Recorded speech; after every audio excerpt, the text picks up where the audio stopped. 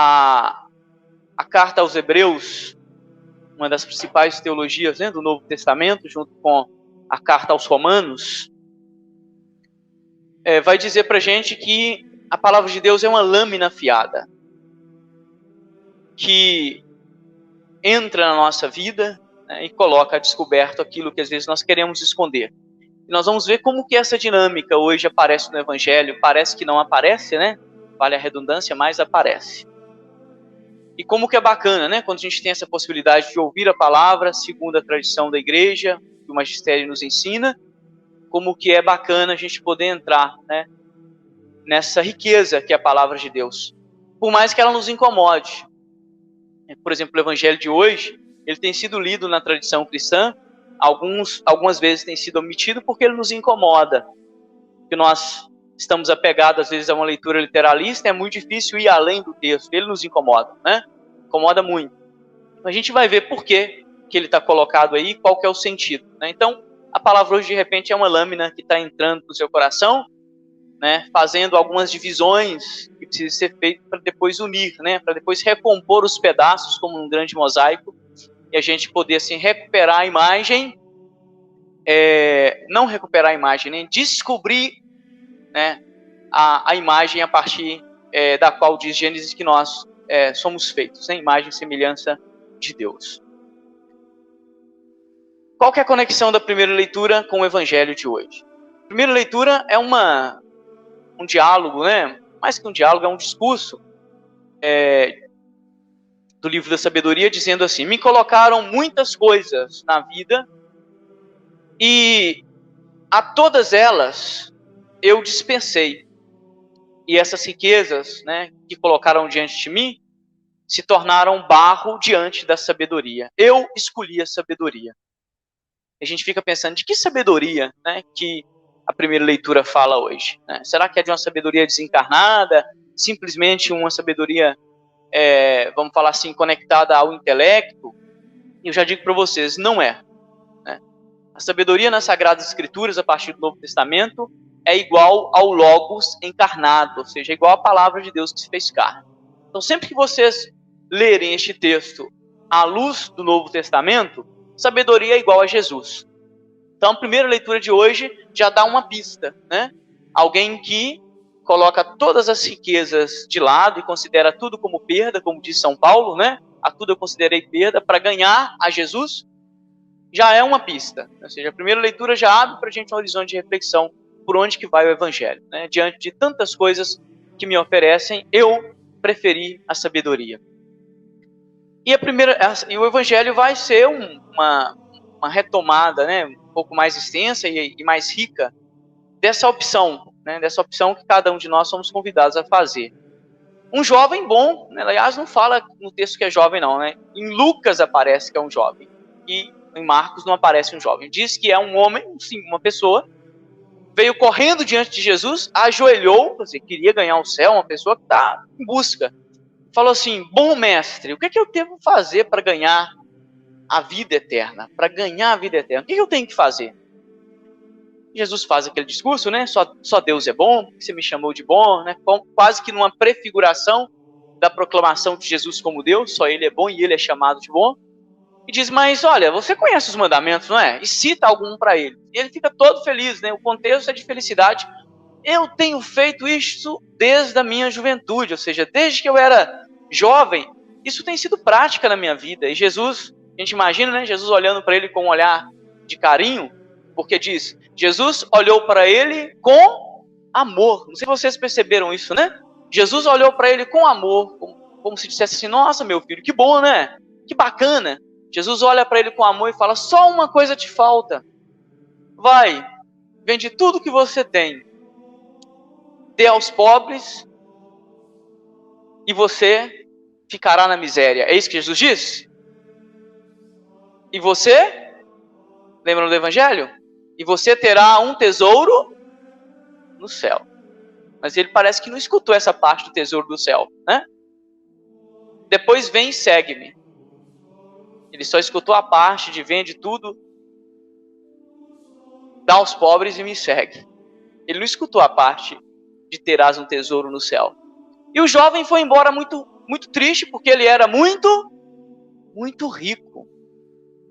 A palavra de Deus corta e coloca a descoberto as nossas misérias. O que é que este homem tinha dito para Jesus? Poucos segundos antes, quando Jesus citou os mandamentos. Ele falou o quê? Tudo isso eu tenho feito desde a minha juventude. Qual é o primeiro mandamento, gente? Repitam alto, apesar da máscara. Qual é o primeiro mandamento? Será que ele tinha seguido isso desde a juventude mesmo? Quando Jesus o confronta e fala, que bom, já que você está falando que você é o cara, não é isso? E muitos de nós, às vezes, na igreja, falam, não, eu sou um cristão perfeito, sigo tudo, tá? Cuidado, o Senhor te coloca à prova. Que bom que você é assim, então vamos lá, já que você ama a Deus sobre todas as coisas, vende tudo que você tem, entrega aí, e vem me seguir. Já que seu tesouro maior sou eu. O que ele faz? Vai embora triste. Ou seja, a palavra de Deus coloca descoberto, não adianta mentir. Foi descoberto que aquilo que ele falava que fazia, na verdade, era uma grande mentira. Não amava a Deus sobre todas as coisas. Não cumpria os mandamentos desde a sua juventude. O principal deles, pelo menos. Não foi capaz, né? E aí Jesus vai fazer toda uma catequese sobre o risco da idolatria aos bens materiais, sobre o risco que nós temos de colocar alguma coisa, alguém, no lugar de Deus. E aí ele vai dizer, como é difícil um rico se salvar. E os discípulos ficaram preocupados, né? Pedro ficou tão preocupado, ele falou, e nós que deixamos tudo, vamos ganhar alguma coisa? Porque Pedro é assim, né? Pedro vai direto à fonte. E nós deixamos tudo, o que vai acontecer? Jesus fala, calma Pedro, quem deixou campo, mulher, filho, irmão, as riquezas desse mundo por causa de mim, nesta vida, não na outra, vai receber 100 vezes mais, só que com perseguição, né? E na vida futura, a vida eterna. Mas eles ficaram preocupados. E aí Jesus vai dizer, é mais fácil um camelo passar pelo buraco da agulha do que um rico se salvar. E eles ficam mais assustados ainda. Nossa, mas quem que vai poder se salvar então, né? Jesus diz então a frase que fica no nosso coração. Fiquem tranquilos, porque realmente, Padre Sebastião e vocês não vão ser salvos, porque vocês são bonzinhos e merecem, não. Vocês serão salvos pela graça de Deus. Aquilo que para vocês é impossível, para Deus não. Para Deus tudo é possível. E aí a gente lembra, né? Dessa metáfora do rico passando do camelo passando pelo buraco de uma agulha e o rico não. Eu lembro que quando eu era criança, minha mãe lia essa leitura, era muito católica, semi-analfabeta, mas aprendeu a ler, né, sozinha, autodidata, e lia as escrituras pra gente. Eu pensava na agulha, né, que ela ficava lá cozendo. Depois, muito tempo depois, eu descobri que não era aquela agulha, não sei se vocês sabem, mas a gente recorda, tá falando do agulheiro, daqueles agulheiros que tem no deserto, né? De repente você tem um deserto, uma montanha, e é tudo pedra, e os camelos para atravessarem, né, ou as pessoas para atravessar, tem que passar por aquelas fendas no deserto. Se o camelo tiver muito carregado, ou tiver um pouquinho gordinho, ele não passa. Então a pessoa tem que seguir viagem a pé e encontrar um camelo do outro lado. Quem está muito carregado não passa por essas fendas. E aí, daí vem. É mais fácil um camelo passar por essas fendas do que um rico. Essa é a metáfora, né? Essa é a imagem. Bacana, né? E essa mesma imagem é retomada no Evangelho, quando Jesus disse assim, cuidado, porque estreita é a porta que leva para o paraíso. Vocês se recordam dessa passagem? Jesus vai dizer, estreita é a porta que leva para o céu. É a mesma metáfora. Quem está sobrecarregado demais, quem está com muita tralha, tem como seguir Jesus não. Uma outra passagem ele vai dizer, não leve sacola pelo caminho, não fica carregando um montão de tralha atrás de você não, senão vocês não vão dar conta de me acompanhar. Não é verdade? Não é assim? Quem subiu Ibituruna comigo aí faz uns meses aí, não é verdade, que começou a levar muita coisa, no final, né, no final do caminho estava quase morrendo. Por que eu fui trazer essa mochila aqui? Pensei que era só uma voltinha na ilha e o padre doido leva a gente lá para Vidruna, né? O padre e o Kevin são muito normais, né? Então, quem carrega muita tralha não consegue seguir Jesus. É desta riqueza. Por quê? Porque coloca no lugar de Jesus as tralhas. Quantos pesos vocês carregam no coração, na memória e na vida de vocês que impedem a verdadeira adoração ao Senhor? Quantas coisas têm impedido vocês de adorar ao Senhor em espírito e verdade? Quantas tralhas emocionais, né, afetivas, sei lá, tralhas às vezes espirituais que também existem, né? Que é a nossa arrogância de pensar, eu já faço tudo isso, eu sou bom. Aí Jesus fala, então tá, vou te colocar à prova. A gente baixa a cabeça e vai embora triste. Porque descobre que a gente não era tão bonzinho assim. Quantas tralhas, materiais e não materiais, que nós carregamos. Fica difícil passar pela fenda, pela porta estreita, né? Eu quero terminar esta homilia contando uma historinha para vocês que eu contei em todas as missas de hoje. Eu sempre falo, né? Eu não me recordo se já contei isso em algum momento, mas sempre tem algumas pessoas que escutam a homilia pela primeira vez. E então eu não me importo de repetir as histórias. Só para vocês perceberem como que às vezes nós colocamos no lugar de Deus, realmente até sem notar, né, os nossos afazeres, as nossas tralhas, os nossos bens materiais, né? O evangelho de hoje não é sobre o que você possui. É sobre como você é possuído por aquilo que você possui. É disso que fala o evangelho de hoje, né? A gente tem que recordar João que diz, eu vim para que todos tenham vida e vida em abundância. Jesus não fala, vai e vende tudo, depois vive na miséria comigo, não. Receberás 100 vezes mais, terás um tesouro no céu. Só que a gente escuta só o vende tudo. Porque a nossa escuta é seletiva. Porque nós temos muito medo. Nós precisamos o tempo todo nos agarrar a coisas que nos dão segurança, e uma delas é o dinheiro. Né? Que é bobagem falar que a gente não vive sem, é uma grande besteira, né? Faz parte. O problema não é ter dinheiro, o problema é quando o dinheiro te tem, né? Como a gente sempre fala. Então, olha para vocês verem. Há um tempo atrás, existia uma função numa certa instituição, tinha contato com muitas pessoas, né? Tenho contato com muitas pessoas, né? Pessoas que têm muito e pessoas que não têm quase nada. E numa feita, um garoto aí, filho de uma pessoa que tem bastante posses, foi fazer umas gracinhas, sofreu um acidente, parece que era de moto, ficou bastante mal no hospital. E eu fui visitar, nós fomos visitar esse garoto e tal, e ele estava bastante grave mesmo. Passaram-se mais ou menos 16 dias, 15 a 16 dias, umas 2 semanas. Eu fui ao banco resolver uns problemas e encontrei com o pai do garoto que estava lá, né? Padre, o senhor está por aqui e tal, resolvendo uns probleminhas. E seu filho, como é que você está? Tem visto seu filho e tal? Melhorou? Até hoje eu não fui lá ver, padre. Muita coisa para fazer, muita viagem, uns negócios que eu tenho que desembolar aí, não fui.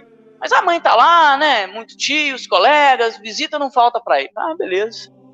Saí, mas fiquei pensando, né? Falei, aí eu brinco, né? O filho cai, massa a lataria toda, e por causa dos negócios, e é negócios mesmo, fala, a mãe tá lá cuidando, né? Não precisa ir lá ver, não. Não vai ver o filho no hospital, né? De repente estava com um pouco de raiva também, porque o acidente deve ter sido grave, né? Não importa, tá? O que importa é o que vem, o que vem depois agora, que eu vou dizer para vocês, né? Em forma de comparação. Tá bom, o filho caiu, machucou, tá grave no hospital, o cara não foi ver. Aí eu brinco, agora você vai lá, pega uma chave de fenda e dá uma arranhadinha na BMW dele. O filho machucou todo, tá? Experimenta pegar uma chave de fenda e dar uma arranhadinha na BMW dele. Não precisa ser uma BMW não, tá? Eu tô falando BMW porque é o que tem, né? Que a pessoa tem, tá? Experimenta. O filho pode amassar a lataria toda, 16 dias sem ver. Mas se você arranhar a BMW deste cara, você vai ter um problemão com ele. Deixa um gado lá que ele tem, sei lá, algum animal que a pessoa tem lá, que custa 250 mil, 500 mil, as coisas assim que você não acredita, mas existe, né? Uma coisa de raça que tem 500 mil, 250 mil. Um funcionário descuidado vai lá e machuca a perna daquela vaca. Vai ver o problemão que vai dar para este funcionário. Mas o filho pode cair, amassar a lataria toda e o cara fica 16 dias sem ver o filho. Porque está muito ocupado com os negócios, sabe? Como é difícil seguir os mandamentos, como é difícil amar a Deus sobre todas as coisas, quando as coisas possuem um valor na nossa vida maior do que Deus. Por isso que é difícil. Por isso que é mais fácil o camelo passar pelo buraco da agulha. Porque os nossos apegos não nos deixam seguir Jesus. História simples, direta, infelizmente real, só para ilustrar, né? E a gente olha e fala assim, nossa, padre, que absurdo, né? Eu não faria isso. Será que você não faria isso? Dá uma olhadinha para a sua vida e veja quantas coisas têm ocupado o lugar de Deus no seu coração. Quantas coisas? Quantas coisas? Inclusive as relações, né? Em quem você tem depositado a sua esperança, né?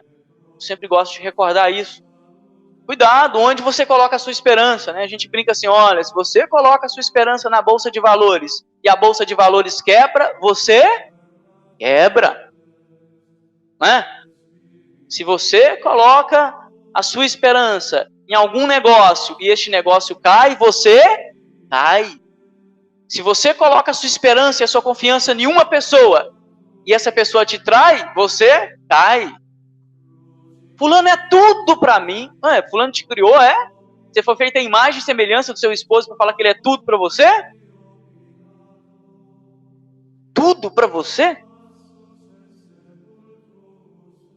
Coisa alguma ou pessoa alguma pode assumir na nossa vida este papel. Por isso que Hebreus diz, a palavra de Deus ela é cortante. Porque isso incomoda, não incomoda? Quantas vezes vocês falaram isso? Não, você é tudo pra mim, os namoradinhos, né? Nos primeiros 2 anos de namoro que a coisa tá fluindo, né? Que é quando dura a paixão, né? Por volta dos 3 anos, né? Por aí, mais ou menos, máximo. Né? Você é tudo pra mim. Até descobrir que aquele que era tudo não era tudo pro outro, né? Aí ele era tudo pra mim, mas eu não era tudo pra ele, né? Então, o que aconteceu? Um racha, né? Quantas vezes? Por isso que a palavra incomoda, porque aquilo que nós dizemos é uma quimera. Do ponto de vista espiritual, é. Pessoa alguma pode ser tudo para você. Se os namorados ficam incomodados, né? Nossa, o padre tá falando uma coisa que... Né, isso não se aplica a nós não, viu, amor? Você é tudo para mim, viu? Abra o olho. É querida, é amada, é amado, né? É importante, mas tudo é muito forte, né? Deus para nós precisa ser isso. Louvado seja o nosso Senhor Jesus Cristo.